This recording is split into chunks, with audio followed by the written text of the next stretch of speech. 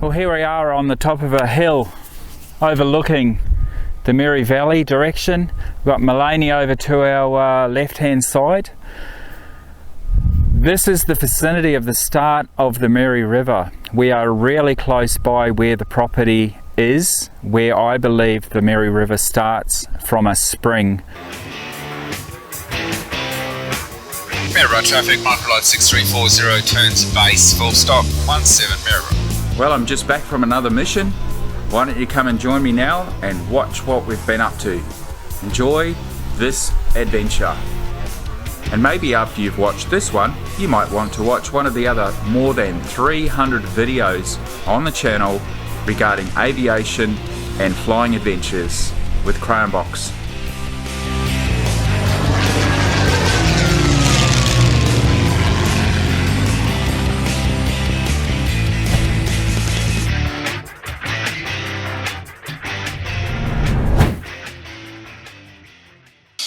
Now there's a township, I think that's Kenilworth actually, in front of us now. Yes it is. Township of Kenilworth coming up on our right now.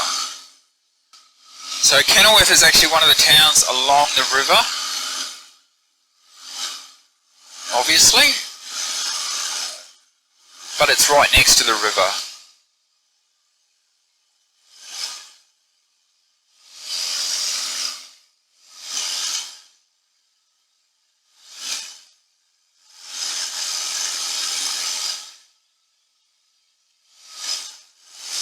Very good. I feel like I'm going too fast, but I'm not.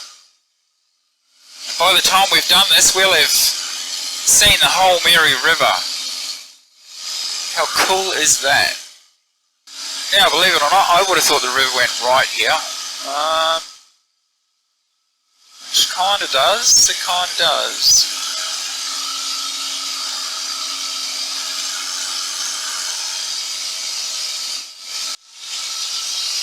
Now I've lost the river. I've got a waypoint here, but it's not really, oh yeah, probably around the bend up ahead actually, on the end of this hill. Yeah, this river hooks really hard left here. There's another tributary, there's a bridge, that's a tributary. Then the river tracks down through this valley here. Oh, there's tents over there, they're like teepees by the dam on the right. Another camping setup, I guess, another holiday tourism destination. Flight time is 2 hours, almost 2 hours. Burn fuel should be 26 litres, probably slightly less, 26 off 65 leaves us 40, indicating 38 on the fuel gauge.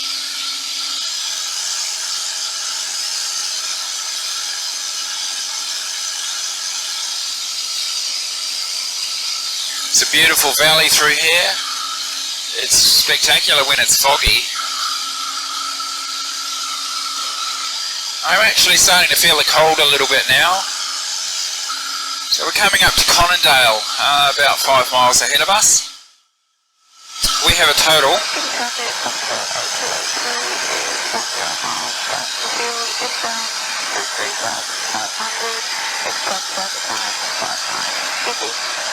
yeah, we've got about 12 miles to go.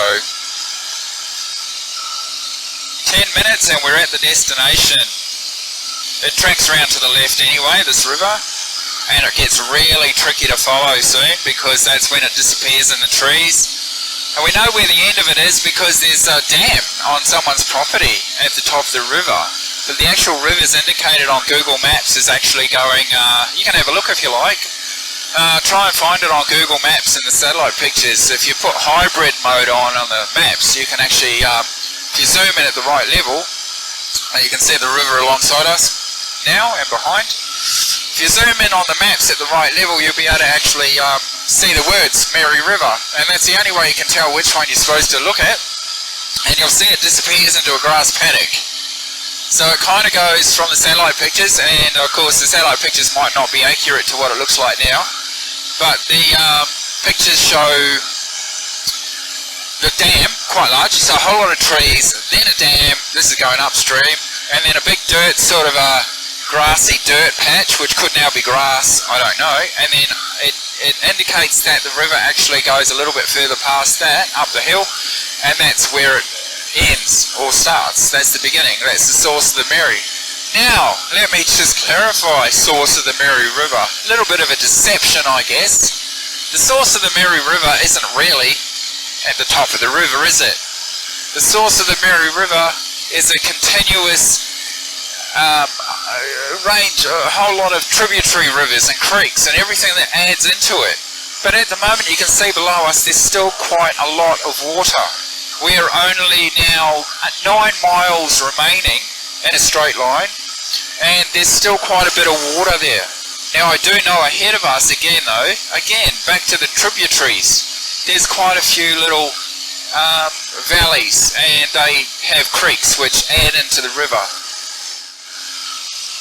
Okay, so the river doglegs are, no, they're not too much, just a little bit to the left, and then all I've said today is doglegs. Cuts to the left, cuts to the right, goes under a bridge, and Colindale is directly ahead of us now. We then need to follow to the right, through the valley on the right, not the straight ahead or not to the left. Again, I only know this because there's quite a few creeks. I'll show you the flight plan for the area and the maps, but there's quite a few creeks, and it would be easy to be deceived into thinking you were following the right river when you weren't. Hopefully Google hasn't been deceived into thinking they marked the Mary River correctly and haven't, and I've just been led up the garden path or up the creek without a paddle, which would be impossible. Colindale on our left. The river is on the western side of Colindale and continues south. 7 miles remaining. Well, I've always wanted to do this, and we're nearly at the end of the river. It's been quite a picturesque scene. Big dam on the right. Wow, that's beautiful, reflecting the blue sky. Nice, 2 big dams. Nice. As I said earlier, there's a lot of water around at the moment. We've had some good rain recently. But it won't last. It will dry up over the next few months, or reduce anyway. And then it's a matter of when do we get enough rain to replenish all of these streams and rivers. You can see ahead of us now, we are running straight into a ridge line. The ridge line is signifying the end of our journey. 4 miles to go, and somewhere in front of us is a dam with the end of the river. To the left, apparently, I might have to climb above the ridge. I can't stay down this low. The river is still directly below us, and then it turns left. Might prepare for a climb. I don't want to be caught in the canyon, so to speak.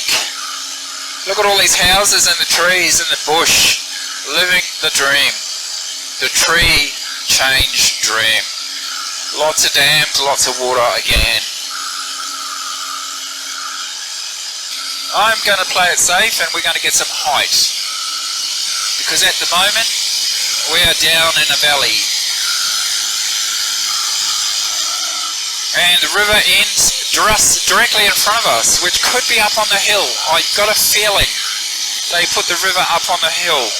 Now I'm going to lose it shortly. It's still directly below us. It's snaking around everywhere, but the waypoint that terminates the end of the river is directly in front of us.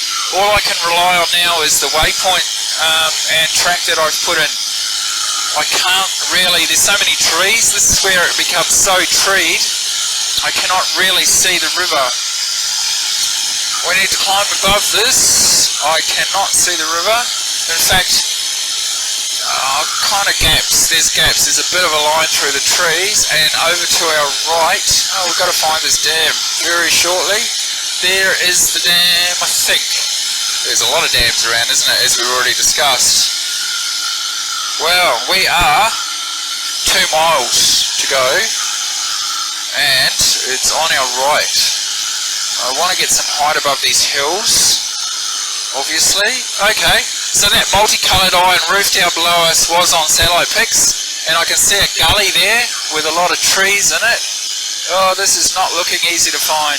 The creek is through the trees. There's a gap on our left-hand side. Let's turn this camera on so you can see the finale. So below us now, it won't have much battery, but you can see the dam in front. You can see a gap in the trees. I'm so excited. And yeah, we're 1 mile to go, which is, there's an orange roof house in front of us. I don't see the dirt patch. There's a little bit of like creek, if you like, on the south side, a little bit of stuff there on the south side of the dam, and this is it. And there's a little dam in the trees, and there's an orange roof house, which is the property that I think, well, it could be. I can see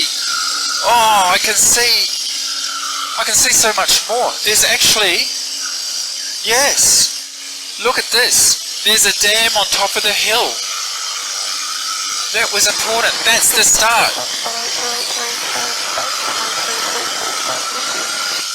This is bumpy up here. That's the start of the Mary on top of the hill. I hope you can see that. Wow. There you go. There's a horse there and a road and a track, and it's all wet there, and it's just so wet. It's almost like there must be a spring. I need to find out who these people are and ring them and find out if they know.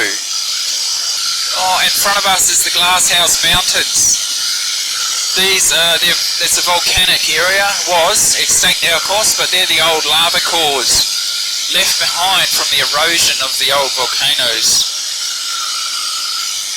Glasshouse Mountains. And yeah, below us is the top of the Mary River. What a buzz, how's that? I can see the creek line going down to the dam, through the trees, through the dam, through the trees down below, through the gully. Let's just stay at this altitude and fly to Gympie and just follow it a little bit more. We'll follow it out just as a goodbye. How cool. We've been there, we've done that. And our flight time now is 2 hours and 11 minutes. So it took us about 2 hours of flying to follow the river at 70 knots. So if you want to do the maths, I mean, if I had taken the bends properly, it would have been a bit longer. 2 hours at 70 knots, 150, 140, can't do maths, 140 nautical miles.